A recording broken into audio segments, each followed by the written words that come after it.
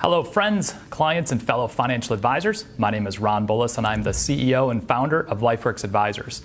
My guest on today's show is someone who I have personally been following and learning from for the last 6 years. He is, in my opinion, one of the most effective coaches and developers of wealth management professionals and executives in our industry. His advice, teaching, and coaching has been instrumental in helping thousands of advisors, including my team, achieve amazing success, and in his words, get clear, get focused, and get results. He is the CEO and founder of ClientWise, the premier business, executive, and consulting firm working with financial professionals in our industry. He is a respected and highly experienced leader with an extensive resume and a history of high impact in our industry. But more important than that, he's passionately and tirelessly focused on leading the transformation of the wealth management industry and helping advisors move from being independent to building highly effective interdependent teams. He is someone that I believe every advisor and every firm leader should be following.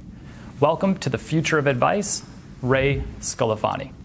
Ray, welcome. Thanks, Ron. Good to be here. So excited to be having this interview. In fact, every one of these Future Advice podcasts that I've gotten to do have been exciting, but this one's especially interesting and almost feels full circle for me. So I brought little quick plug, Ray's book, You've Been Framed, Everybody Should Buy It. You spoke at a Northwestern Mutual event, January of 2015. I found my original notes from the event, 4 pages. That's fabulous. Of notes, and when I look at the learning and the advice that you shared with me and my team then, and what we've implemented to get to where we're at, even doing the Future Advice podcast, I would say ties back to Ray Sclafani, ClientWise, January 2015. Well, thank you. Congratulations on all your success. You've come quite a long way and built a wonderful business. Yeah, it's been a very interesting journey. So for people that maybe aren't familiar with ClientWise, aren't familiar with who is Ray, and we'll talk about your book in the podcast here, let's just start with a quick intro. You've been in the industry for 30-some years. 30-some years. Yeah. Let's start with a background on your experience in the industry, and then maybe focus even on the catalyst or the inflection point, like how you went from actually being in the industry to coaching, developing, and leading high-impact teams. Yeah, gotcha. There's a little bit of a funny connection. I started in financial services at a high school at 17 in New York City working for Alliance Capital. So I was a young intern, really didn't know much of anything. Willie May was the head of the mailroom, and I pushed a mailroom cart in my first job. Found myself doing lots of operational jobs. When I graduated college, obviously, I was fortunate enough to get a full-time position back in New York. I went to Baylor University in Waco, Texas for my undergraduate work. And interestingly enough, very quickly, Alliance asked me to move back to Texas, and I was a young wholesaler calling on financial advisors. I didn't know much about the capital markets, about growth stocks versus value stocks versus bonds and risk products. But I knew enough. I had a great mentor back then who suggested that I travel from office to office in the region I was responsible for covering, which at the time was North Texas and Oklahoma, and just see if I could get 15 minutes with all the top advisors and figure out what they were doing successfully, and then repurpose those great ideas to share with lots of other advisors that were up and coming and wanting to grow. Very quickly, I learned that my passion was really understanding what are the best in the business doing, what new grounds are they carving, what new paths, how are they serving clients, how are they scaling and building their teams. I mean, this is back in the early 90s, of course, and I learned a lot, and I learned that I loved that part about it. I happen to be good at the sale of investment products, and rose the ranks at Alliance Bernstein, now called AB. And I was fortunate in my last role at Alliance Bernstein as a managing director and a partner in the firm was to build out the Advisor Institute. And I took my original experience and passion for helping advisors, learning from the best and sharing with the rest, to a spot where I could build out and do that for Alliance Bernstein.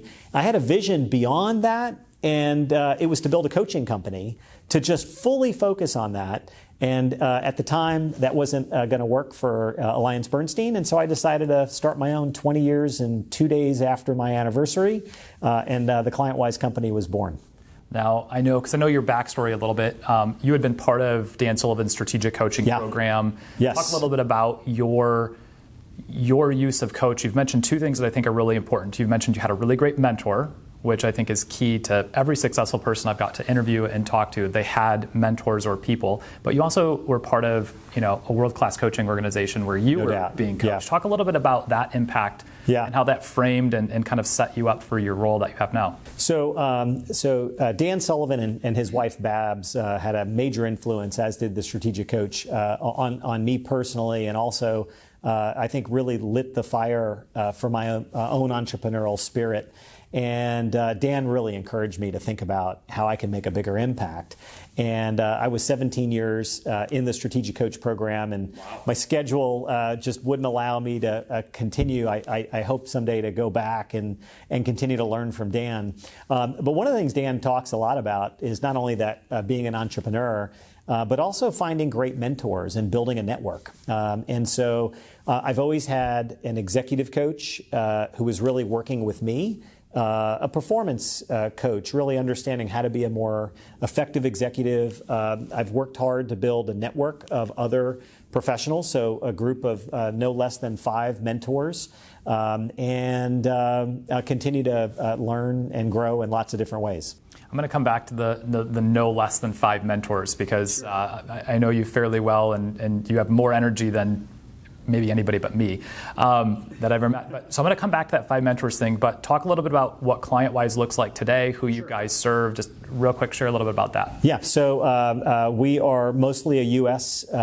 based company serving advisors in the United States. We exclusively focus in the financial services vertical and in that special little niche among high-performing financial advisor businesses who are committed to building enduring firms. We often think, simply put, building better businesses with purpose is really what our mantra is here at ClientWise: getting clear, getting focused, getting results. We do have a small group of clients in Australia and in Canada as well. And we just signed a partnership with Barron's Dow Jones as their exclusive coaching provider. Congrats. So thank you very much. So we're working closely with Barron's to understand how we build better businesses with purpose and data.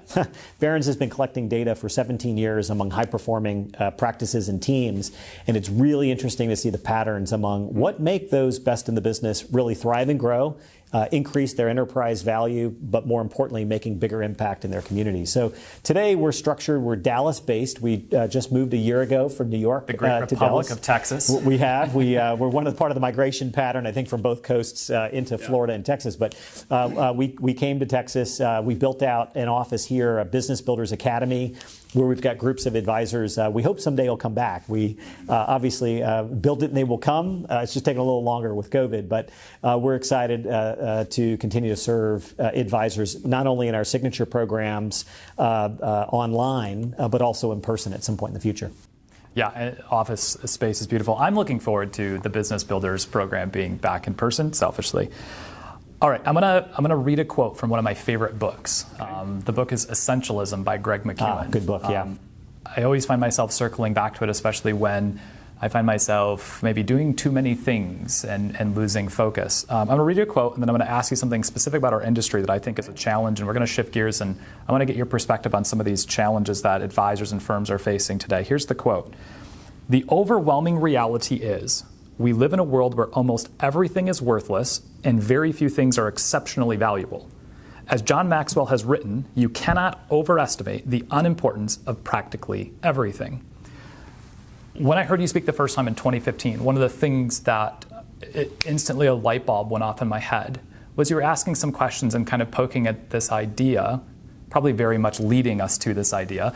We talked about this before on camera, about what is the value of wealth management and the value of an advisor. And I could be wrong about this. This might just be my kind of view of the world right now, but I seem to be running into this identity issue and value issue with advisors and firms around the country, where maybe they've historically had, we manage assets, right? We build investment portfolios, and with the advent of technology, machine learning, robo-advisors, passive investing, right? It's maybe becoming more and more challenging, I think, to like stake your flag in that. So advisors are, moving to, well, we do holistic planning and comprehensive planning, but business models and fee structures haven't maybe necessarily changed to reflect that. So one of my kind of questions for you is, I think that there's a significant challenge with advisors and firms getting really clear on what it is that they do for clients that's exceptionally valuable, and then shouting that from the rooftops. You work with thousands of advisors and firms across the country. What are you seeing in that regards? Yeah, that's an interesting take. So I think let's zoom out for a moment and just look at the profession overall and the impact that financial advisors have on the lives of so many. So we believe strongly at our company, I personally believe strongly that the impact a great advisor has makes this such a noble profession. I've never been a financial advisor, but I admire advisors greatly for the work that they do with clients. And I've experienced that with my own financial advisor. My wife and I have as first-generation wealth creators. If you think about the nobility of the profession and the impact that an advisor has, not only in the life of that one client, but the ripple effect that has multi-generational. I think if I go back to when I started in the business, Ron, you're exactly right. I mean, very focused on investments, a fee on investments. There was a big movement in the mid-90s, from brokerage over to fee on AUM. And I think we've seen over the course of the last 15 years the impact that advisors have from a holistic wealth management planning perspective.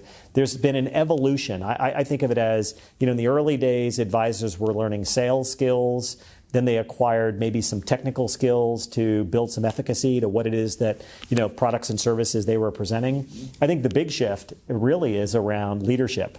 And the leadership that advisors bring not only to the families they serve, to the clients they serve, but how they're leading the transfer of that wisdom and knowledge to the next generation client. And you think about what it takes to build something that's truly enduring. The best in the business today are focused, this is our take, our observation, so it's my truth, it may not be true, but our observation is that advisors who are really scaling up and growing are focused on building succession strategies, not just for themselves, but for clients. And let me be very specific. Most advisors imply, hey, I'm going to do what's in your best interest, and I'll be here with you, Mr. and Mrs. Lubner, through life transition. We'll serve you. Well, sort of. Unless something happens to me, I become disabled or I pass away or I decide to retire. I mean, it's never said that way, right? But if you think about it, kind of the expectation that advisors have, when they're building a relationship with clients is that they're going to be there for a while. I think they genuinely mean that. Yeah.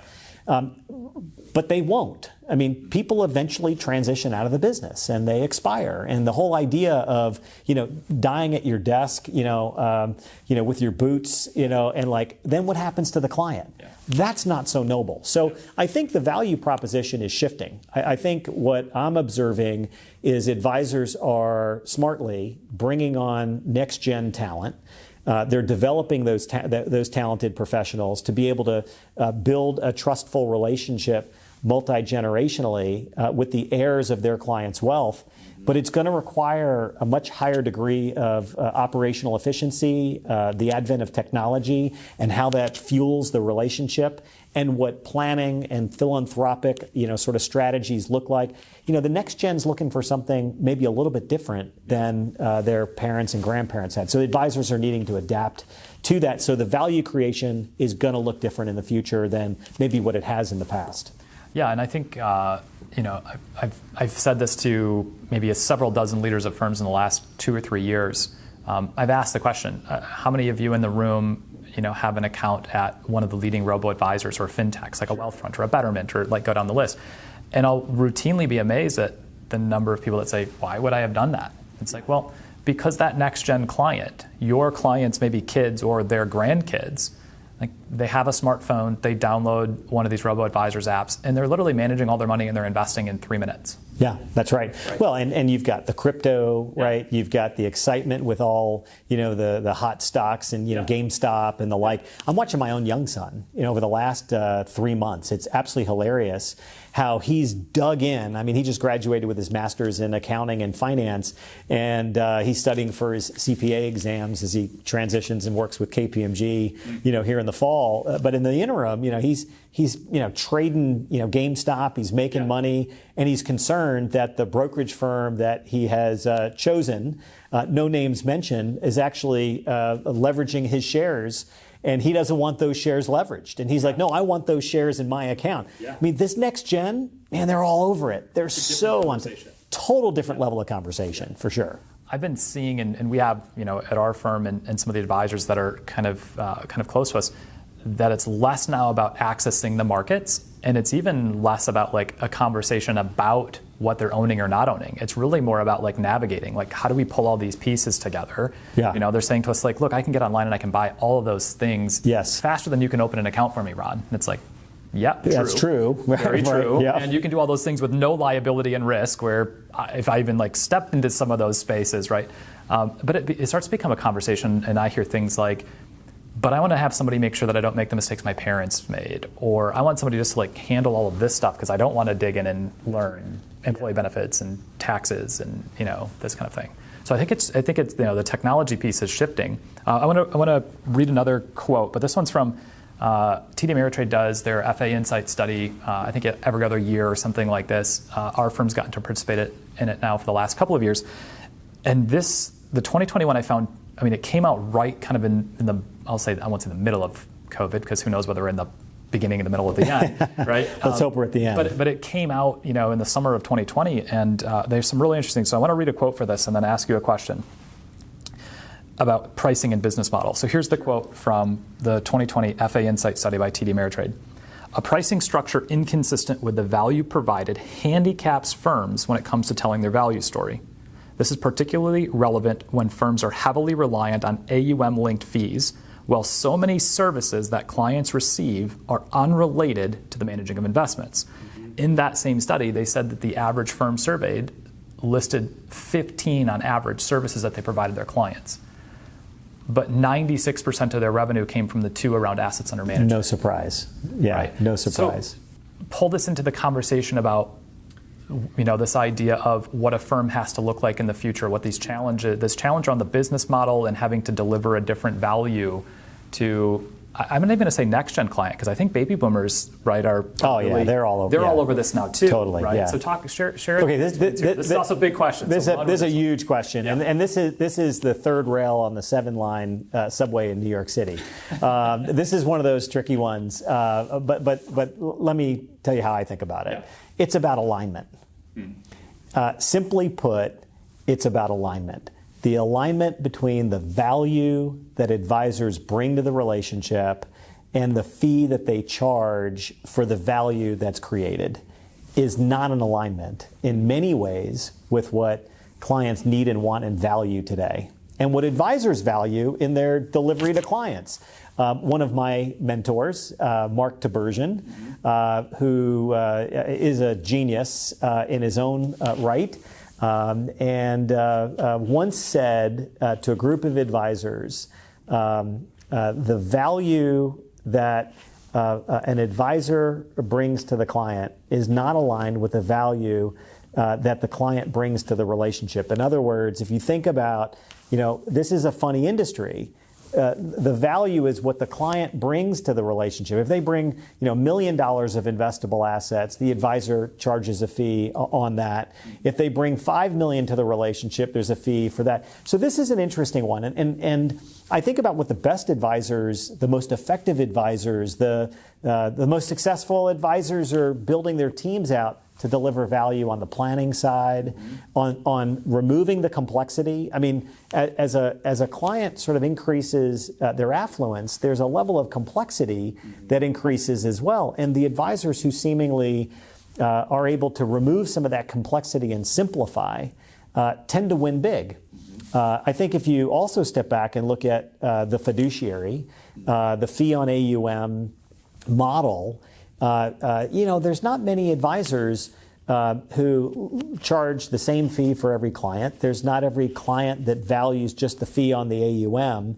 So there's a disconnect here that I think will shift, I think, in the future. Unfortunately, I don't think it'll shift anytime soon. I think this fee on assets under management is sort of a gig in town that works. It works for clients, it works for advisors, but it's getting trickier for advisors to be able to say to the client, wait a minute, so I'm going to charge you a fee here, but I'm going to do all these other things for you.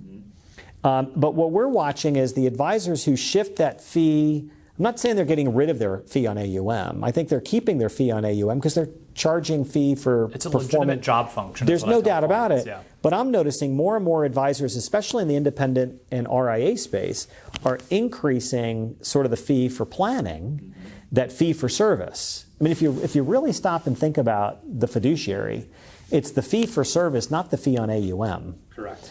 And that is the ground level of value creation. And when you ask a client, hey, what's the one thing you value most about my firm and I and how we serve you? You know, it isn't likely to be, oh, well, you manage my money better than anybody else.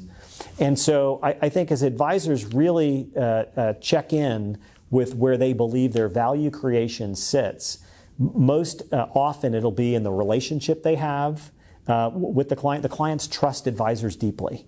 And there's value creation in building that trust with their family to serve as an advisor. In fact, it's funny, I ask advisors all the time, like, do you help clients through transition, sending kids to college? Yes. Have you ever attended a funeral? Yes. How many, of these advisors are, helping parents navigate raising of children, or, help them think about, hey, should we lease or buy a car? Oh my gosh, we're thinking about refinancing. What do you think of these banking rates? They don't get compensated for any of that. Yeah. So there's this disconnect. I think in time, that'll change more broadly for an industry. Again, I just want to emphasize, I don't think that fee on AUM should go away. Yeah. But I think advisors have to start thinking about all the other great work that they're doing. Just look at the good organization, the certified financial planning or organization, and the certification and credential that comes with, lots of people say they do planning. Yeah. But the ones that really go out and get trained and have a fiduciary standard, have a code of ethics, a good standard of conduct, and have a litany of pillars in financial services, I think those advisors that really charge for the fee on that complete holistic space will win bigger over time. Well, and you mentioned, there's lots of things in there that you mentioned that I want to, circle to and pick on. One of them was planning, right? I think one of the things that I'm seeing is this sea of sameness, right? Where almost every firm now says something like, we do comprehensive financial planning. Comprehensive wealth management, comprehensive financial planning, sure. And then it's like, well, what's your definition? This is a question you asked in 2015. I have it written in my notes. Yeah. And the question was, what is your definition of wealth management? Right. And you challenged us, and I've heard you do this numerous times now, to actually think about, how do I frame that? How do I define it? And then, novel enough, you mentioned something that's one of the things in your book you've been framed as, go ask your 25 best clients. Yes. Like, how do you define me? How do you define wealth management? There are 5 questions every advisor needs to ask. Yeah, take us through those. Every client, every 18 months. Okay. And I'm not kidding you, by the way. It's not a one and done. It's not a one done. Because, by the way, the subtitle of my book is How to Reframe Your Wealth Management Business and Renew Client Relationships, which is really the secret sauce in all of this, that if you're growing a business and scaling a business as an advisor, and you're building out your next gen team, and you're really thinking about the evolution of the business, things are going to change. Yeah.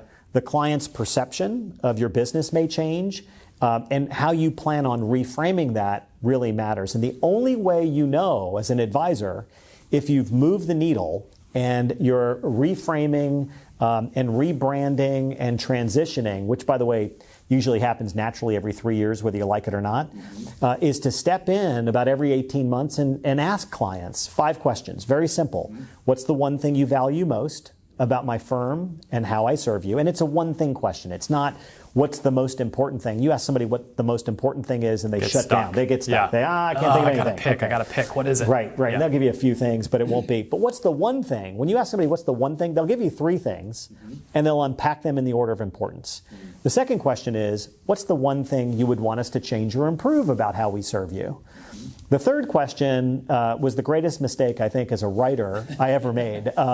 It's like New Coke, hold on a second. No, let's go back to classic, right? This is a funny question. I wrote the question for an advisor to ask clients, how would you describe the services that my firm and I provide you? Sure. That was the question. And the question was written to be sort of answered by a client with, how would you describe the services that my firm and I provide you? And what ended up happening is we had close to 500 advisors go out and ask the question, and we had them report back, like, what did you hear?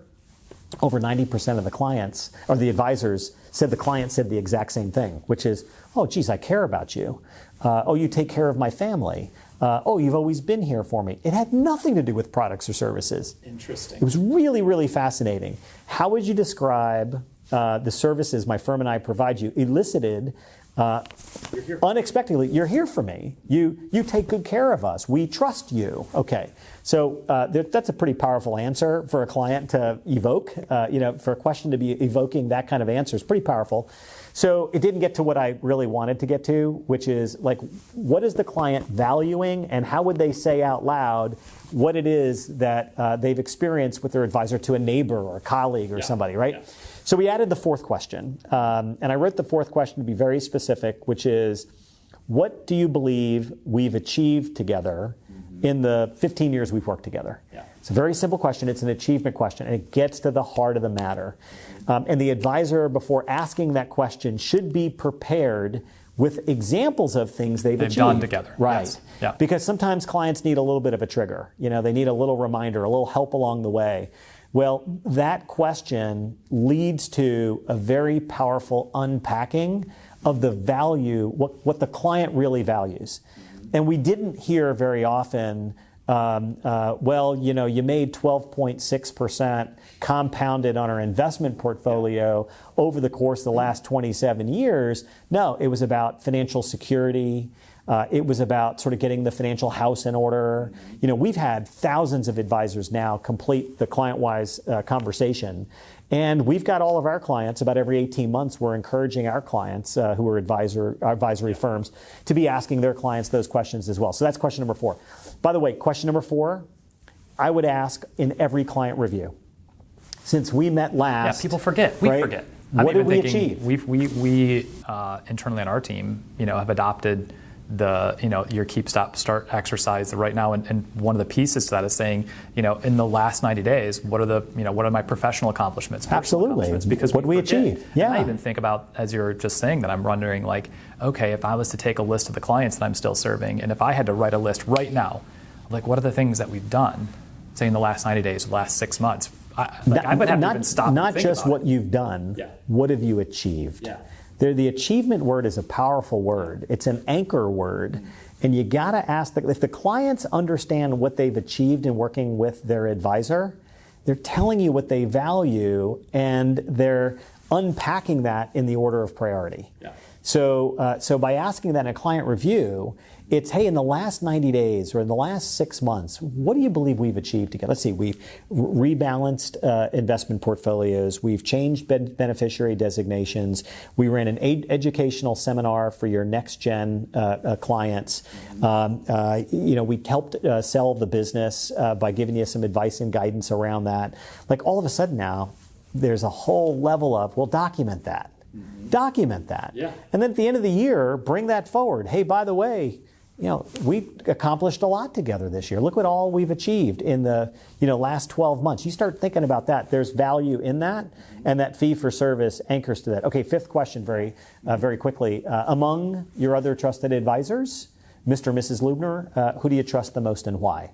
So the among your other trusted advisors implies, A, you have them, and B, that the advisor asking the questions you want them on, right?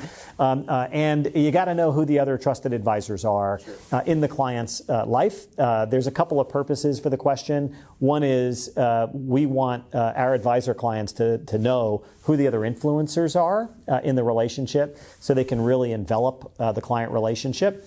But the second reason is the best advisors in the business actually build a network of centers of influence and other trusted advisors.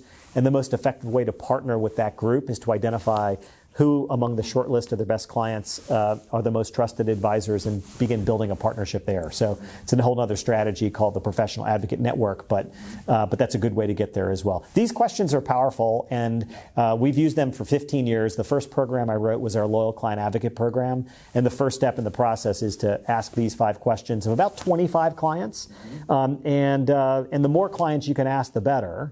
You know, advisors want to like mass email a Survey Monkey or something out. I would not do that. This is a personal phone call, maybe a personal video meeting or a personal cup of coffee kind of in-person appointment.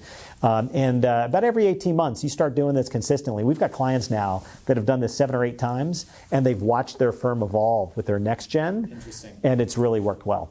Well, I heard, it's probably a paraphrase, but it's now a quote that sits on my desk. A speaker at a Barron's Teams event, Peter Sheehan, said, "The rate of change you experienced in the last 12 months is the slowest rate of change you will have for the rest of your life." Perfect quote. It's right on. I would agree. And I think to myself, I'm actually going like, well, when was the last time we did this exercise? Because I did this exercise back before I started my own firm.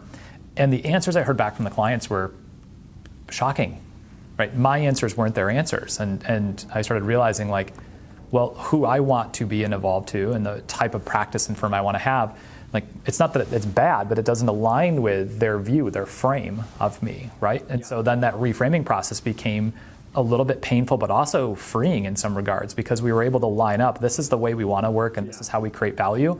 And we actually started growing even more rapidly because we started attracting the clients that were like, oh yeah, we value that and we hear you saying that. And now there's alignment, and it was like, bam, growth started happening. So alignment's the key there. What you just described was the shift that most of the best advisors experience, which is, you know, the old structure was a very hierarchical structure. I mean, go back to the days where if you didn't have a broker, you couldn't make an investment. You know, before the online brokerage world, emerged, you had to call a broker to buy a stock or a bond, and the brokerage firms took down an inventory of those stocks and bonds, and the brokers were simply liquidating that inventory, and there was a different game afoot. The advent of the online brokerage was, oh my gosh, brokerage is dead, and it really wasn't. But the shift was you needed a broker. It was a very hierarchical structure.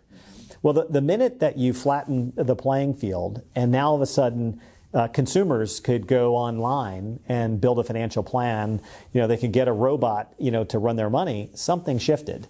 And there's an equality in a relationship. The best advisors have this partnership of equality with clients where they're not sitting across the desk any longer. They're sitting alongside of their client. And they're really deeply understanding what their clients want to achieve with their wealth, what their goals and dreams really are. And it sounds so trite and simple and like, man, everybody says the same thing. But if advisors stop and just pause for a moment to reflect, what value do we really bring? Most of it is deep within the relationship that they share and somebody understanding them. That's a human element. I think we've seen that amplified in the last year. I mean, I've watched some of the best advisors amidst the pandemic with a sense of agility, a shift so quickly, and grow their businesses so much in a period of time where they didn't have the old structures, right? But it was the deep connection with clients where everybody was on the same page. That's a profound shift I think we've seen in the last 25 years. Yeah, and even just the shift of, we were in a space in kind of the Midwest where, you meet for breakfast, you meet for lunch, you meet for a coffee, right? And now all of a sudden there's none of that. Right. But now even the clients, especially the ones that are busy and knocking the cover off the ball, like, the best future clients are like, hey, that hour of drive time back don't need that I don't anymore. need it anymore. Right. So even just rethinking, like, how do you build a meaningful relationship and connect to somebody on a personal level through a computer screen, right? And even just training for that and gearing up for that and getting mentally prepared. It's different, yeah. It's different. Yeah. Well, and I think we'll value the in-person time even more so. It'll amplify the time it takes to actually physically get to see somebody in person. Yeah. Case in point. Hey, Ray, I would like to have you on the podcast. Ron, I'd love to do the podcast. Great. I'm flying to Dallas so we can do this in person. I love it. Yeah, right on. It's extremely valuable. In fact, I've become aware of how much I underestimated the value of really, really meaningful connections, both in the industry and with clients. You take it for granted when it's all you do. And then the world shuts down, you go, wait a minute, I missed that. Exactly. Look what Peloton's done, right? Yeah. When you stop and think about the deep connectivity and the value creation and the ease and simplicity, but yet keeping people connected, there's something pretty magical in that business model, whether you're a Peloton owner, subscriber or not. You start looking at these business models that are allowing advisors or communities to form, thinking about how advisors build their community of the like. I've got a client of ours, he's actually using the Peloton platform to do weekly rides with clients, bringing people together with a hashtag. There's a couple guys in our office that are Peloton guys. Got to get on them, right? That's actually a really great idea. How simple, right? Now, here's a company, right? Genius company that created a platform of inclusivity, right? Inclusivity, and said, hey, come just join up. And by the way, go build your own mini communities, right? Hashtag, whatever you want, live well, or, think about what's possible. I think we're going to see more of that interdependence emerge in society on the whole. Yeah, it's an interesting thing. So we've been for maybe 2.5 years doing a lot of our business development focus has been, digital marketing and building clients around the country. Part of that was a shift of business planning that came out of doing the business builder workshops with your team, with this idea of not wanting to have my entire practice be susceptible to like one localized economy, and building, virtual teams. Like I don't have to have every advisor in my office. I don't have to have their lead advisor here. Like now that's fast forward and we're here and it's accepted. But I still see advisors, and I think this is probably one of the biggest challenges they face, which is now business development, right? I think, in a world where everybody's connected, I still see advisors and firms struggling now on the business development side, right? Because the way they were doing it. I'll back up a little bit. The founder of Airbnb said the first swipe at Airbnb, they realized they hadn't designed their system to build trust rapidly. And so they had to go back and redesign for this idea of how do you get two total strangers to trust each other, right? And then share space. And I think the building of trust, especially with business development and prospects, and I'd love your thought on this, like how do we build systems and structures that are repeatable and scalable in the digital age we're living in now, that build trust rapidly, whereas I might be able to overcompensate for maybe not as good of a system and structure because I could meet with you in person and we could connect with energy and share a meal, which for every human being everywhere on the planet, that's a very intimate thing, right? Yes. Talk to us about what you're also seeing the best teams doing at this shift, like building systems and structures to scale business development and build trust in our new... I'm not saying I hate new normal. It's also a cliche, but in the new normal. Yeah, well, where we are for sure now. Airbnb is a good example. There's a durability about the application. There's a precision and a factness, truthfulness about the information that's present. There's a rating system about the quality of the experience, right? So there are protocols that are built into a structure like that that are worth noting. So does the advisor show up on time? How does the advisor show up and present themselves? What's that executive presence look like? What are the digital materials that they're using? Is there operational efficiency in scheduling of the appointment, the confirmation of the appointment? Little things along the way. Is there a check-in with the prospective client about, do they have a good camera, a good system? Maybe we need to send a tech up available to help them set up, the Zoom meeting. One of the advisors I was speaking to, they actually took the youngest person on their team and said, you're in charge of the tech experience for all of our clients and prospects. So your job is to make sure, this was like back last May. Wow. He said, your job is to make sure that every client and prospective client has a superior experience with the use of technology. And so the team rallied together and they started creating That's this fabulous idea. Think how silly it is. Yeah. So not everybody. They said they taught more people how to use FaceTime, how to download Zoom. Now this was early days, right? Yeah. So now it's like the world has kind of sort of all figured it out. Yeah. But like looking for those little ways to build trust, like, hey, we're here for you, right? Do you have a laptop? Do you need to buy a laptop? Hey, we can help you find one, and we can give you some recommendations on what to buy, right? Like all of those build trust, and we haven't even talked about your goals for wealth planning. We're just talking about how we connect with each other, right? So I think all of those little elements of the prelude to a meeting, what the experience is like during the meeting. Communication is not only the words people use, but the rhythm, the timbre, the volume. And when you're dealing with a speaker and a lighting, like rhythm Internet and connection, freeze, right? Yeah. And little things like that really do make a difference. One of the advisors we coach very early on, super smart advisor, said to all of his team, look, we don't know how long this is going to last, but the very first thing I want you to do is call your internet company. And if you're not on fiber, get on fiber. And whatever the highest speed upload and download is that you can buy from them, buy it, and we'll pay your bill until this COVID thing is over. And now, super simple, silly, right?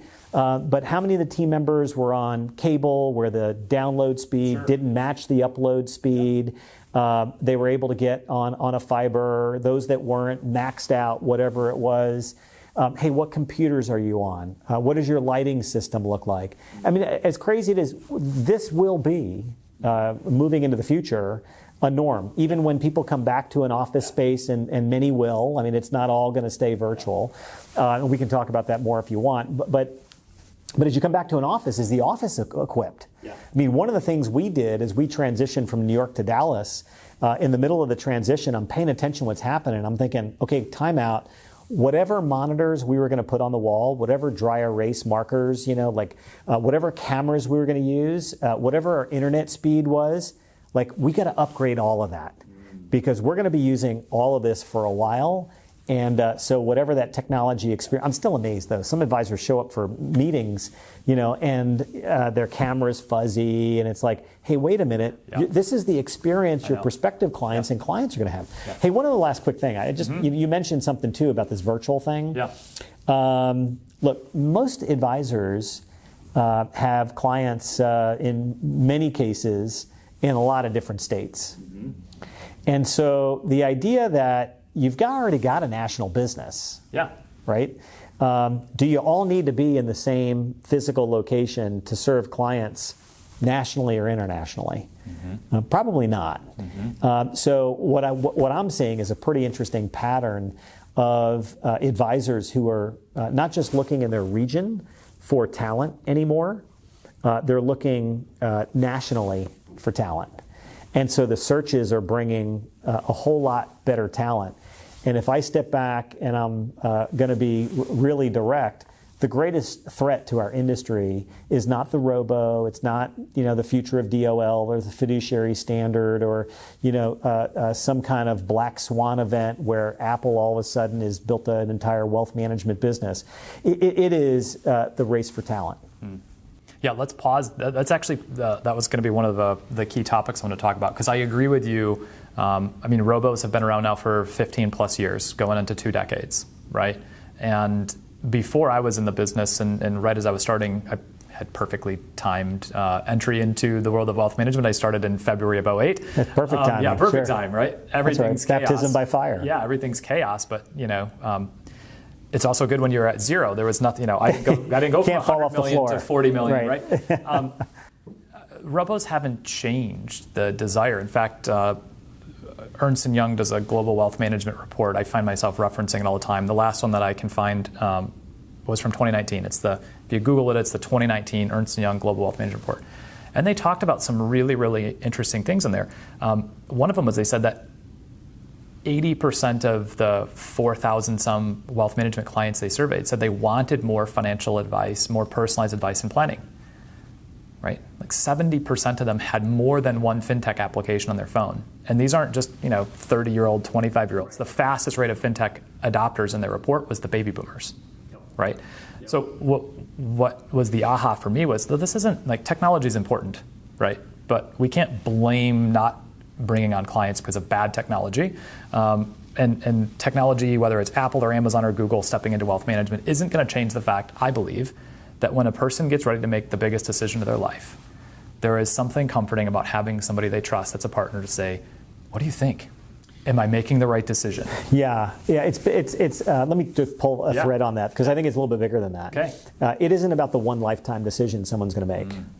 There's a periodic element of smaller decisions along the way, and as advisors become more of a thought partner to their clients, we're actually seeing more and more advisors enroll in our coaching skills course because they're interested in acquiring those skills to be able to partner with the client and help the client make powerful decisions, irregardless of the wealth piece or the retirement piece but think about the myriad of decisions, the kids, the college, the relocation, the job change, the selling of the business, there's a whole bunch. Every one of those instances is an opportunity to deepen trust by listening to the client, by partnering with the client, by supporting the client's decision.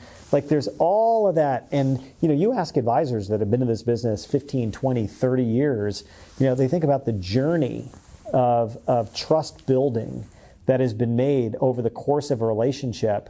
When you do get to those bigger, chunky, like, oh my gosh, decisions, that client knows who to call because they've had a track record of trust. Yeah. That's very different. So I think, there may be clients, even the boomers, setting up a line of credit, through their, mobile banking app. Yeah. So it might be a transaction. It's not the transactional piece. We better make that transactional piece easy. Yes. Right? There's an expectation of at least a reasonably good client experience now. Yes. Right? Yeah, that's table stakes, right? That's the Amazon changed that for everybody. Yes. We've all learned that. Yes. Right? I expect it to my doorstep in 2 days. Okay, I can make that happen with a click of a button. In fact, I don't even have to click the button. They know that I order the same protein powder, every 4 weeks, and so it just shows up now. When you're on a first name basis with your UPS driver and your FedEx driver, absolutely, as we are at my house with 4 kids, 2 Amazon deliveries a day on average.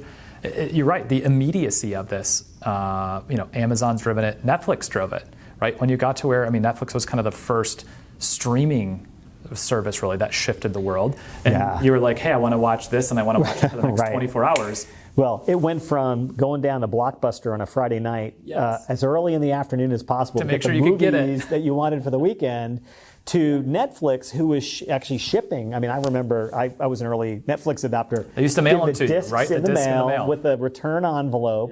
Yeah. And as long as it was postmarked, by Monday morning, you were good. No late fees. Yeah. And then obviously we went to streaming, and bandwidth changed everything. Yeah. So let's talk about this as it relates to building effective teams. I'm going to pull apart a lot of this because I think this is one of the things that you and your organization are amazingly effective at, is helping maybe the Lone Ranger advisor still, the solo practitioner with a staff person, all the way up to what the industry might call like ensemble teams, like really well developed out RAAs or teams. But share with us some thoughts and observations about what it means, first of all, to have a highly effective team, and talk about interdependence, and then right shortly after that talk about what you're seeing advisors doing that are building and winning. I'm going to use the word winning. I know it's not your favorite word, but that are winning these really talented next gen, both advisors and technical experts coming out of colleges and universities, and how they're positioning to do that. That's a big question. Again, pull it apart. Yeah. So I think of advisory firms in sort of 2 categories: solo-owned firms and ensemble-owned firms, multiple member-owned firms. We see typically three types of solos. Your emerging leaders with relatively small teams, master leaders, they've started to layer in the lead advisors, again, still solely owned, and then enterprise leaders where they might have multiple lead advisors, but again, still solo owned. Then make the transition over to ensembles, and there's typically four types of ensembles. We're seeing a fourth even emerge now. The $1 to $5 million businesses, those 5 to 10 million and 10 million to 25 million and above, with again multiple owners as you scale up and grow. So these enterprise super mega ensembles, right? There's a whole. So you ask about team, right? It's really interesting because if you're an emerging leader, or you're an enterprise ensemble, right? The team size grows, the complexity grows, the number of owners grows, but the possibility also grows to build something that's truly enduring. And the advisors, maybe start out thinking about the enterprise value of their firm and how can I grow the enterprise value of the firm. But I think it's also about impact in the community. And the advisors that seem to be building the most effective businesses are building interdependent teams that really rely on each other, not just for the service delivery to the client, but to create a durable client experience that's very repeatable and a durable client experience that is shared with the client among multiple members of the team. So the old structure was, you describe a terminology we use at ClientWise frequently, the Lone Ranger.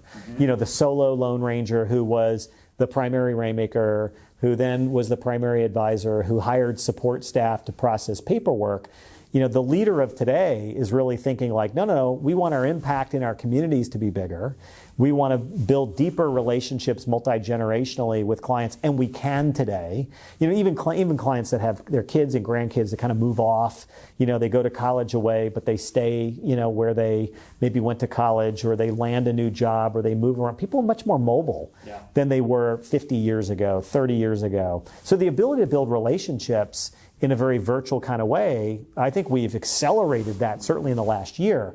But that's realistic. And so when I say experience with the client among multiple team members, it's not a one-to-family relationship or a one-to-a multi-generational relationship. It's really many on the team, multiple members of a team, serving a client more holistically. And so what happens is early days, right, in the smaller solo-owned firms, one person's doing everything. And then you start hiring. And by the time you cross over, become an ensemble, now you're starting to build out departments. You're starting to scale up and share the advising capability. And the clients are recognizing that they might work with multiple members of the firm, that they're not clients of a, Ron, that they're clients of a LiveWell, of a firm that's committed to serving their family. And that transition requires team. And it requires a team to be in alignment about where are we headed, what kind of business are we building, what's the vision of the business we're building, and there's a human element that each member of the team must understand what skills, what experiences, what credentials and capabilities they need to acquire to be better, better value, not only for themselves and to the team members, but also for the client. And attracting talent, building a culture where people are excited to be on a career journey and a career path that's tied to the future success of the business. You talk about future of advice. That's what this podcast is all about. The future of advice is teams working collaboratively to serve clients, creating experiences where the clients know they can trust the firm, not just trust an individual. And that transparency, that partnership, that complete piece is differentiating when firms pull it off well. What are, and I have my suspicions to the answer, but I won't bias you by giving mine. What are some of the holdbacks? What are advisors and firms waiting for? It seems clear to me that building a team of really talented people, that's work, right? But it can be done. And transforming the client's framing of, I'm not a client of Ron Bullis's anymore, I'm a client of the team. That creates enterprise value and enduring value. We'll come to that. But what's the holdback? I don't think there is much holdback. Maybe it's because that's all you do. People we work with. But it's true. There are lots of firms that have wonderful lifestyle practices. Where they're serving a small group of clients. I would challenge that group to read chapter 4 in my book, which is The Big Fat Lie. Hey, what will happen to those clients? What will happen to those clients in the event of disability or death? Or a desire to retire. If an advisor is going to taper and work a little bit less, are they just renting the relationships? And until such time as they choose not to serve clients, they'll just exit out gently. I think those advisors who deeply care about their clients, and most do, I believe most do, want to look for a firm that they can partner up with. Maybe they can transfer some of those client relationships and make sure those families are cared for multi-generationally, for sure. But you ask, why does that not happen? I think, look, it requires skill, requires capital, requires time and energy. Most advisors got into the business because they love people. They love advising. They may not be great business owners. Yeah. It takes another unique skill set to become a business owner. We often ask advisors as we're meeting new prospective advisors as clients, do you identify first as an advisor or do you identify first as a business owner? And that's an important question because the advisors we generally work with are the ones who identify as a business owner or desire to be more focused around the success of business ownership. And it's business ownership. It doesn't mean they're CEO or COO, but they identify as an owner in some way, shape, or form.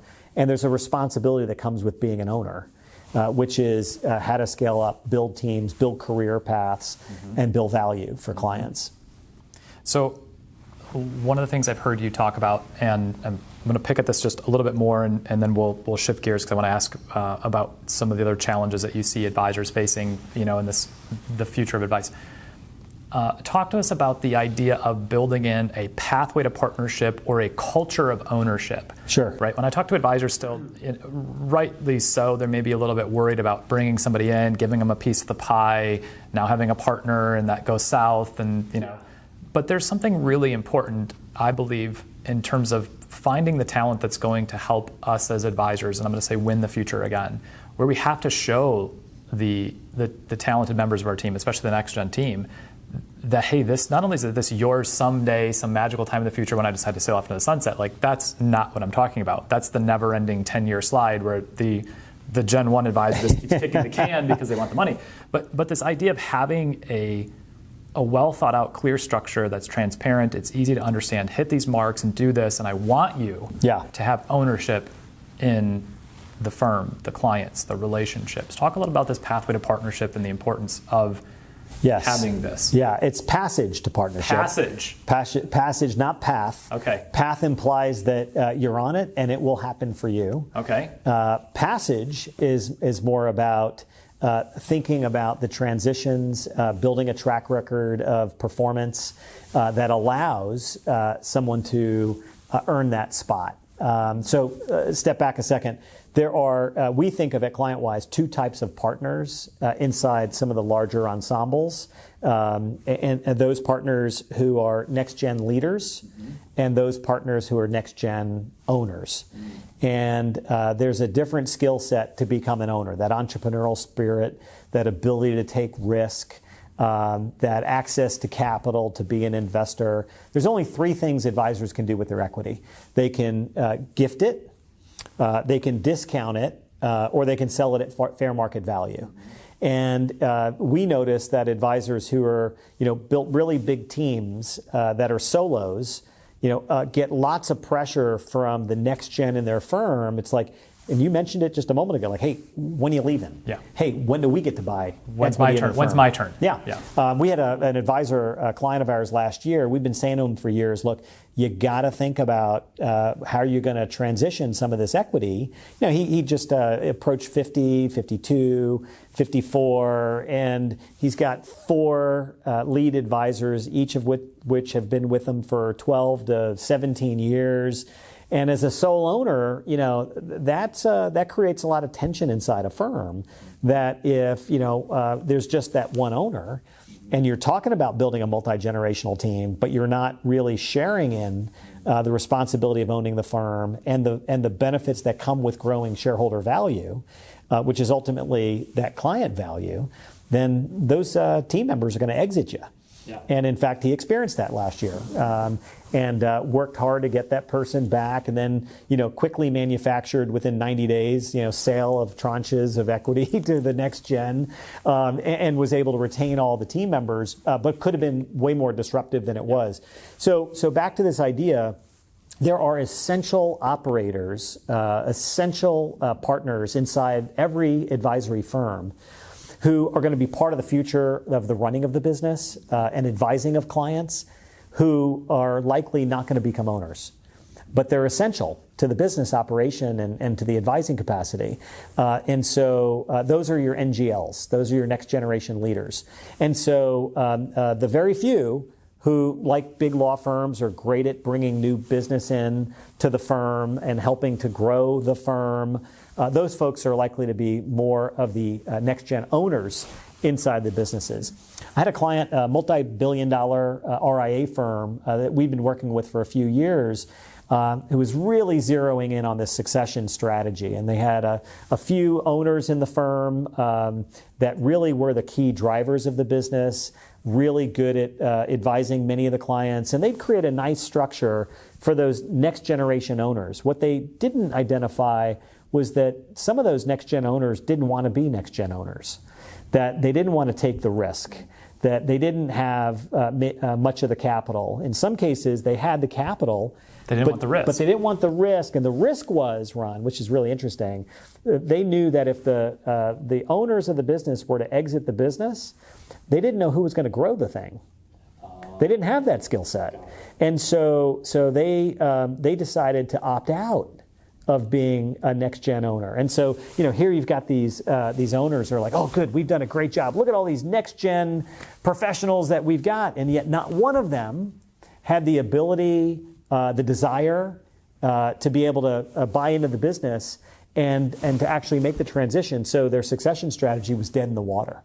And so it takes 7 to 10 years to develop a next-gen professional. 7 to 10 years. 7 to 10 years to develop that next-gen professional. And in doing so, there's a period of time that these passages, understanding how to make an impact as an advisor, understanding how to make an impact as a leader in the firm, helping with strategy, helping with goal planning, goal setting, running of the business. All of that takes time to develop that track record. And so the advisor that creates a clear path to a future starts developing these passageways and opportunities for growth. So owning an operational project, an objective for the firm, owning something strategically for the firm, mentoring next-gen talent, recruiting, taking on responsibility for recruiting or developing. All of those experiences build a track record and are part of the passage on the way to partnership. Partnership could be next-gen leader or next-gen owner. Does that help? Yeah, no, and I think it's a very important thing, because the idea that I'm picking up from you is it's not simply a matter of going out there and hiring a bunch of people that are younger than you by a decade or something. Absolutely like this. not. That's not it. And it's especially not hiring another advisor from another firm and saying, I'll sell you 25% of my book when I'm ready to exit. Yeah. Like, it's not that. No. This is a very intentional filtering process, and I like the word passage as opposed to pathway, because pathway kind of says, hey, I've stuck you on the escalator, and as long as you don't mess up, you're kind of a shoo-in. Right. But passage implies you've got to navigate this yet with us. That's right. I'm going to read one more quote from your book. It's actually from the introduction, so it feels a little lazy to read a quote from the intro, but your intro is written by Mark Tibergen, and I think he succinctly identified some things. So one more quote about the challenge of the industry, and then I'm going to flip for the next 10, 15 minutes, because I know your schedule's tight, to some things that you see coming down the pipe for advisors. So one more about kind of the challenges advisors and firms face. Here's Mark's words from the intro to your book, You've Been Framed. The financial services profession is going through a profound change. What has worked in the past will not work in the future. Today's economics, demographics, and regulatory environment introduce a whole new set of challenges for the business. In my experience, I find the profession divided into two camps: those who live in the past and complain about the present, and those who see the present as a catalyst for the future. So, Mark has a way with words, doesn't he? I mean, he's a genius. Again, when I was reading back to the book for like the 17th time, I don't know how I didn't have that flagged and highlighted. But I think this succinctly captures this. Yes. Right? You have those that are kind of moaning and groaning about COVID canceling stuff and not going to the office, and I can't develop business the same way, and regulatory, like on and on and on. And then you have those that see this as a catalyst for what's coming next. So before we shift to getting your perspectives on what the future of advice looks like for advisors and teams, one last pass. Are there any? We've covered some challenges, right? Talent acquisition, business development, reframing. Any other big challenges that you see advisors and firms facing today? I think there is and forgive me for saying it this way, I think there's a professionalization of financial services that is a challenge for many advisors.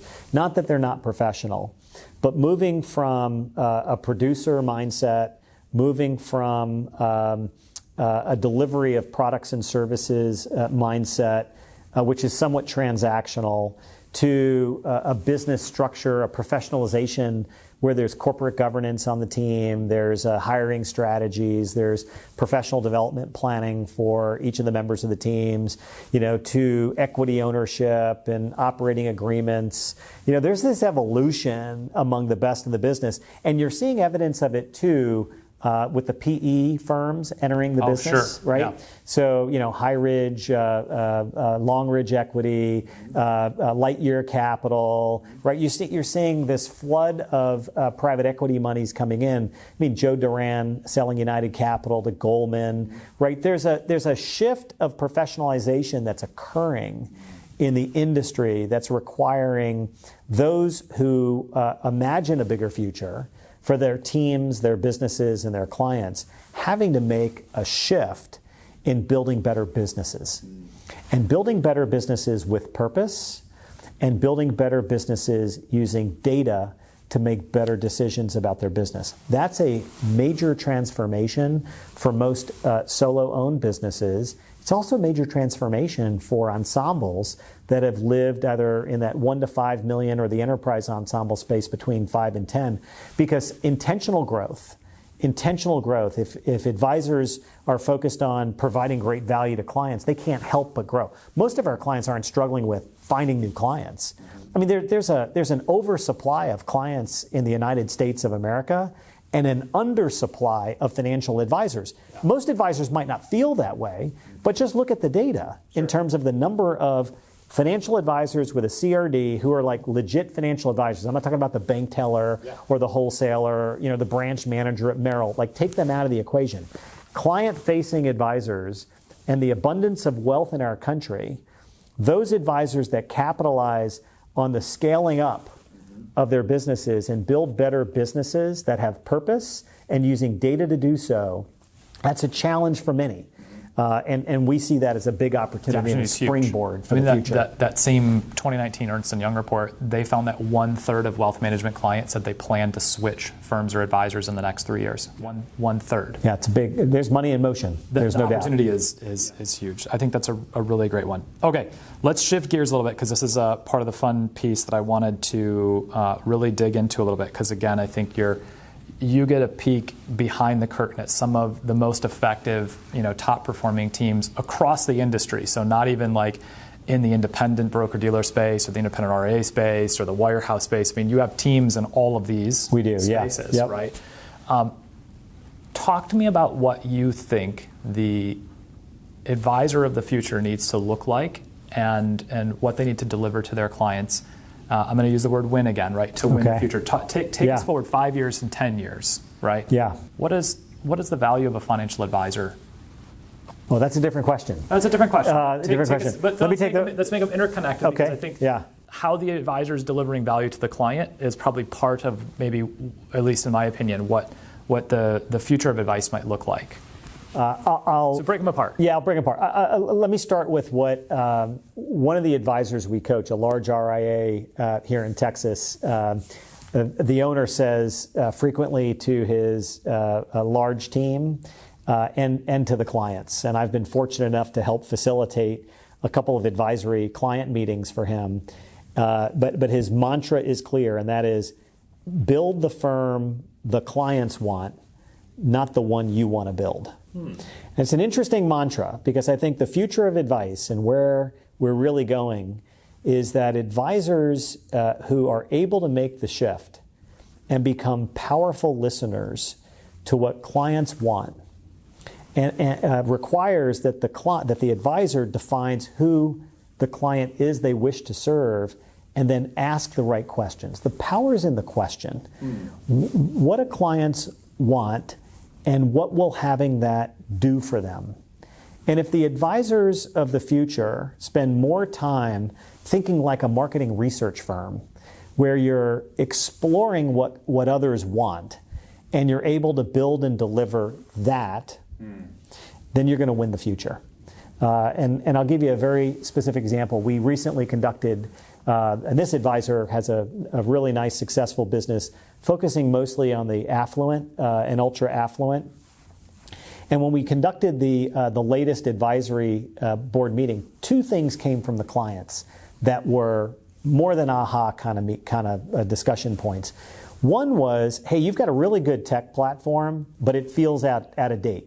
Coming from a 68-year-old, fairly affluent, it's like, look, yeah, your app's good, it's all good, but you know what? From everything else I'm using, this feels out of date. And so the digital experience isn't for the 23-year-old; it's for the 68-year-old, right? Because they're doing the same thing. He's in the south of France wanting to move money from one account to another, and it looks like an old DOS version of something, and not a right. And so he's like, yeah, it works, but it's not as intuitive, right?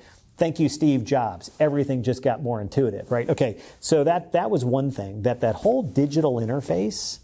And delivery, 2 o'clock in the morning, the client wants to be able to play what if on their financial plan, and you've got it. Doesn't mean they don't value the advisor. It means they want access and an ability to do so. The second thing that came from the meetings, which I thought was really, really interesting, was, and there was a pretty nice group of clients. They all had the same issue, but they had a different take on the issue. The issue was, they said to the advisory firm, they said, your firm's not doing enough to educate the heirs of our wealth about what we want for our wealth. And it was really interesting because part of this firm's value proposition is they really help their clients define what they want for their wealth, like the purpose. They've acquired wealth, and so now what good do they want to do in the world, and not just the philanthropic kind of piece, but the longevity and the transfer of that wealth multi-generationally. Well, one of the clients said, my daughter really doesn't care much about money. She just knows it's there and can do anything she wants. And so how do you plan on educating her and connecting with her? Wow. Because you're talking about the investment piece, and she really doesn't care much about the investment piece. And so how is your firm plan on connecting with her as an heir? Whereas, my son, he works in the banking field, and he really is deeply connected to understanding the capital markets and is willing to have those complex capital market wealth management-y kind of conversations. He says, I've got 2 kids and they couldn't be further from each other. Interesting. The future of advice is connecting with each of them. And the future of advice is that firm built to serve both of them. Both of them. Yeah. And that's a tricky proposition because it isn't the old days of just finding a bunch of people who got money and charging them 1 point and calling yourself a fiduciary. The future of advice is about listening to what clients want and delivering for them. This client was saying... Simple. Simple, right? Wave a magic wand. Yeah. Pixie dust, boom, right? But the client was saying, you need to connect with both of them. Yeah. How do you plan on doing it? Wow. Oh, and by the way, my app works fine, but it doesn't feel like it's up to date. Right? So the future of advice, I think the evolution of advice is going to be connecting on a whole multitude of issues and being a better life coach and a partner to clients to help them make powerful decisions, connecting with the heirs of their wealth. Table stakes will be the investment management piece. Table stakes will be the delivery of quality products and best execution and financial planning and kind of putting in the models and the money. That's just going to get you a seat at the table. That's all that does, right? The relationship and helping people make powerful decisions and connecting to their future by designing systems and a structure and a pathway to get to that future will be what I think the future of advice will likely be more about.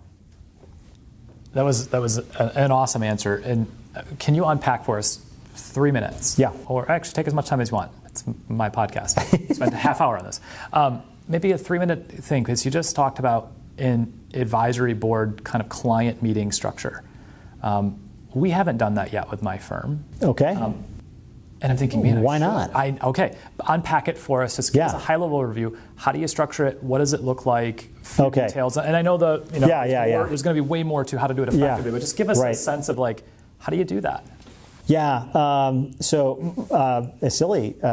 As you're saying it out loud, I'm wondering why not? Yeah. Right. Because you don't have all the answers.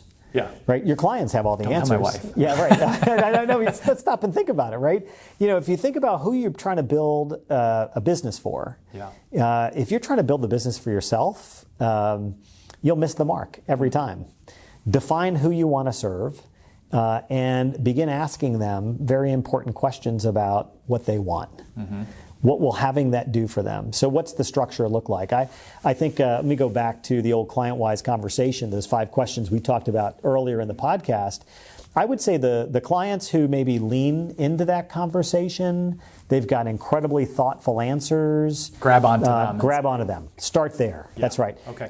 And pick the ones that seem to be the influencers. At ClientWise, we talk about total relationship value, which is sort of take the clients who have referred your firm, their friends and their colleagues and their neighbors, and look at the fees those clients are paying you, and then add up the fees of those they've referred you, and that's their total relationship value. So I would start with 3 criteria. Who are the clients that have the highest total relationship value, meaning they've brought a network of theirs to you and your firm? Best in the business still today, more than 90% of net new money, net new households are coming from an introduction from another. And we've seen that amplified over the last year for sure. So start with those that have the highest total relationship value. Look among that group, who are your influencers? And when you ask the 5 questions, number 3, the ones that kind of lean into the answers and they've got something to say. Now you've got a small segment of maybe 5 to 7 clients. I'm not a big fan of calling them advisory boards per se, although the experience I was sharing with you, the advisor does have them on a board. Boards have typically terms. What you're doing is not, you don't want to anchor that like, hey, we want your opinion for a year and then not. But make it more informal, maybe a couple of touch points a year. Would you mind getting together and invite the client? And I think the language that this advisor shares with his team and his clients, I think is brilliant, which is, hey, we're building a firm for you, not for us. And your voice matters way more than ours does.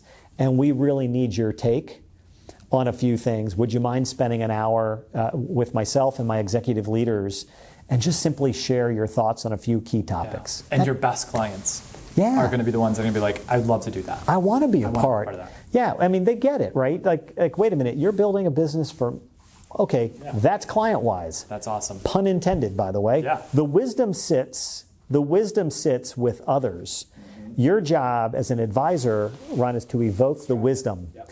And so if you can understand what those clients are willing to share and what they really, really want, and you deliver for them, they'll be a better referrer source. They will value you. They will stick with your firm at every given turn. And that anchor for the team culturally, building a firm with that kind of attitude internally, I don't think game changer. I don't think advisors ask enough of what their clients really want. Guilty. I'm actually sitting here thinking, of all the stuff we've done with Lifeworks in the last couple of years with the technology and the growth, like we need to stop more and ask our clients, Yeah. what do you want this to look like for you and your next gen? You're asking like, what's a good way to do this? Yeah. Okay, no kidding. If you're familiar with sort of the agile method of technology building, which I know you're heavily involved in that space, how does agile work? Yeah. Right. The old days was you build something on a mainframe. It takes you bring a couple it out of a year years. and a half later, right, and everybody's like, that's not what I want. That wasn't what. Right. What's agile? Agile is you get something up and running and you get people to test it out. Yeah. Hey, what do you think? So that's why I'm not a big fan of board meetings. Make them advisory meetings and make them fluid and more frequent and bring different groups together. Yeah. Hey, listen, we want to test something out. We're about to launch our website. Hey, do you mind taking a look? And just react to it. Oh, I know you're not a web developer, right? But you're going to probably use the site. Tell us what you think. Hey, we're thinking about acquiring an accounting firm to add on an additional, product line. Hey, do us a favor. Like, do you mind stepping into that conversation and just tell us like what you think about that? I mean, as simple as it sounds, It's simple. It's just, one of the benefits I found for being in, your coaching program, shameless plug for Ray's program, is that we get so busy running our businesses and involved with family and kids and sports and maybe what's left of my time, a few hobbies here or there, and we don't stop enough. I know I'm guilty of this. I don't stop enough and actually just reflect on the actual business itself. And something as simple as saying, well, of course, I could think of 10 people right now, like some of our most like active clients that are really passionate about what we're building. And they'd be willing to invite them into this. Yeah, this is a no-brainer. Yeah, it's important for advisors to hit time out. And this is an old Dan Sullivan trick that I learned along the way. Hey, every 90 days, you got to hit a pause button and reflect. Hey, what worked? What didn't? What's new and different? What are some issues? What are some opportunities? Okay, now I got to build a next 90-day kind of sprint. Got it. And just break the year down into 4 segments, and each quarter, you just kind of keep running. That kind of cadence, I think, is really healthy as well. So that's a good point you bring up. That's awesome. All right, wrapping up. I could go on for a day asking questions and just absorbing wisdom. 2-part question. Okay. To wrap up. Maybe a bonus question at the end, but. If you could give one piece of advice, and I'm going to kind of break your rule and say I'm going to ask you to give me one. Okay, If you could give one piece of advice to the next-gen, growth-oriented, hungry advisor, right, that maybe is listening to this or watching this, what would it be? I think I just gave it. Build the business your client wants, not the one you want. Yeah. But if I moved beyond that, I would say think big. Think big and think about what's possible. I'm more excited about the business today than I think I've ever been in 35 plus years because I see now how financial services has evolved, the expansive need that the community, our citizens in America have, the entrepreneurship and what our country has been founded upon. Like you can build anything today. I mean, so I would not let the old structures. Marshall Goldsmith wrote a really good book, What Got You Here Won't Get You There. And I would encourage that, by the way, the title doesn't do the book justice. It's really about leadership and about recognizing what shifts as a leader you've got to make. But the title is a pretty cool title in that I would look to the future as dream big, think big. What does a multi-billion-dollar firm look like? How can you create value for your team members? I look at great companies like, Google and HubSpot and, Salesforce and Marketo and some of these marketing companies and high-tech companies that have done such a beautiful job at building team culture and excitement around the purpose behind what you're building, using data analytics to make better business decisions about organizational structure and profitability that drive enterprise value. Like, think big. It is really possible here, and you've got just the early stages of M&A activity. I mean, I say early stages. It's just been 6 years that we've seen this ramp up of money in the industry. Yeah, totally. So I think the possibility is really big, and you can build it. If you can dream it, you can build it, and now's the time to do so because I think we're about to experience, and I don't mean to be sort of Nostradamus-ish here, but I think we're about to experience in our country. Coming out of this pandemic, sort of a community of people just ready to explode and try new things. And I think we're going to see an entrepreneurship in our country and a movement over the next 36 months that we could have never imagined pre-pandemic. That's interesting. That's awesome. Catch the wave. Okay, think big. I like that. Okay, second part question. This is always one that's a favorite for me. And I think I know what one of your answers is going to be because you mentioned it right before we went on camera. Top handful of books that an advisor should be reading right now or a firm owner. You mentioned one of them to me on camera. You said it's the best book you've read in 5 years. Yeah. What are the top three? If you're to pick 1, 2, 3 books, just think fast, hammer off some that you think are so I'm a big avid reader. Yep. I'll pick, so when I say it's probably the best book I've read in 5 years, I really do mean it. Yeah. Think Again. Think Again by Adam Grant. By Adam Grant. He wrote the originals. Yep. But this book has great stories in it. It's a really, really good read. I would say read it with your team, read it with your kids, read it with somebody you love, and think again. And it's a brand new book, just came out a few weeks ago. And I had the pleasure of listening to a 2.5-hour interview of Adam Grant on Clubhouse that was just absolutely phenomenal. I think the guy's a genius. So think again. Everything that we know, Brene Brown said it best as a descriptor of the book. It takes more energy and courage to relearn what we've already learned and to think again. And Brene, I'm a big fan of. If you haven't listened to Brene Brown's podcast, I'd encourage you to do so. Second book, an oldie, but I would go back. Anything by Robert Dilts is genius. Dilts was a early day effective communicator. One of his older books, though, is one worth pulling out. And it's really about belief systems and belief structures. It's kind of in line a little bit with Think Again, but in a different sort of way. And that is From Coach to Awakener. From Coach to Awakener. Yeah, by Robert Dilts. You'll find it on Amazon. It's an oldie. It'll be a used copy, I'm sure, that you'll buy. And then the last book, I would say, is one of my favorites. It is Measure What Matters by John Doerr. Doerr. Doerr was a venture capitalist in a startup company called Google and has been a board member on many different high-tech companies and has been super successful in helping companies that are committed to growth restructure their old MBO KPI structure into an OKR structure, meaning and if you read any of Simon Sinek's work, the Start With Why and that there's a purpose behind the business. Well, what I like about Doerr's work is he marries this idea of the purpose-driven company, this idea of what are your real objectives? What are you really trying to achieve? Let's not just write goals down and build a plan without understanding what really are the longer-term objectives.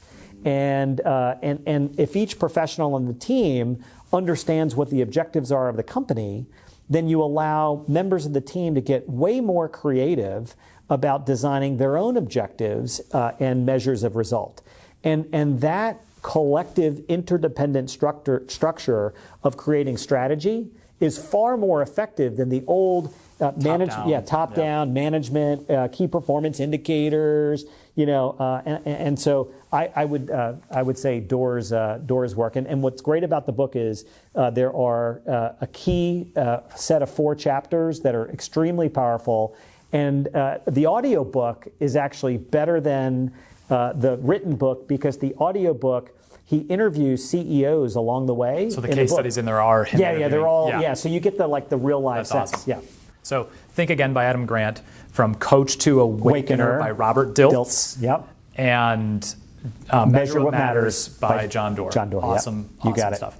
Ray, I have, as always, absolutely enjoyed this time and listening to your experiences and your wisdom and stuff. So thank you for carving out the time to be on the ClientWise podcast. Hey, congratulations on all your success. It's an honor to be here and to help in any way. Yeah, thank you.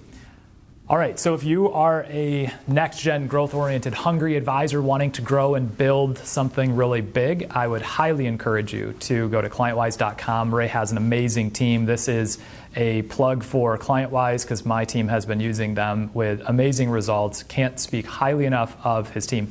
If you're somebody who's been in the business for a long time and you're thinking about succession plan or getting unstuck, or you still have a vision for what you want to build, ClientWise.com, reach out to Ray's team. They have groups all over the country. Most of us are meeting virtual right now, hopefully soon to be in person again. Again, my name is Ron Bullis with Lifeworks Advisors. Thank you for watching, and I hope you enjoyed another episode of The Future of Advice.